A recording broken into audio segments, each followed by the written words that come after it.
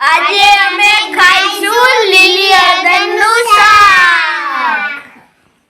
Hello મિત્રો, આજે અમે બનાવીશું લીલી હળદરનું શાક.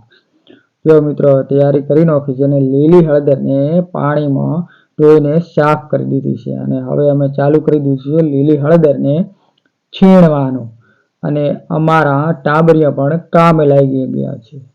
ખુશ્બુ અને નિકિતા વટાણા છોલી રહ્યા છે અને અમારા ચંદ્રમુખી લસણ ફોલી રહ્યા છે અને અમારે દર્શન પણ મદદ કરી રહ્યો છે. શિયાળાની ઠંડીમાં લીલી હળદરનું શાક ખાધો પરણેલા ભાઈઓ નકા બૈરીના રાતમાં કામ કરીને મરી જાશો.